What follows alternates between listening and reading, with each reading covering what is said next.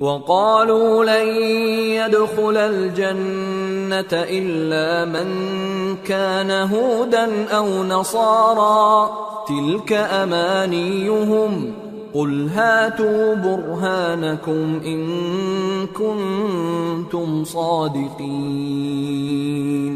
بلى من أسلم وجهه لله وهو محسن فله أجره عند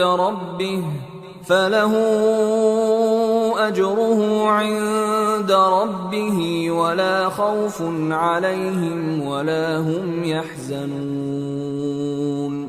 اور یہودی اور عیسائی کہتے ہیں کہ یہودیوں اور عیسائیوں کے سوا کوئی بہشت میں نہیں جانے کا۔ یہ ان لوگوں کے خیالات باطل ہیں۔ اے پیغمبر ان سے کہہ دو کہ اگر سچے ہو تو دلیل پیش کرو۔ ہاں کیوں نہیں، جو شخص اللہ کے آگے گردن جھکا دے یعنی ایمان لے آئے اور وہ نیکوکار بھی ہو تو اس کا صلہ اس کے پروردگار کے پاس ہے، اور ایسے لوگوں کو قیامت کے دن نہ کسی طرح کا خوف ہوگا اور نہ وہ غمناک ہوں گے۔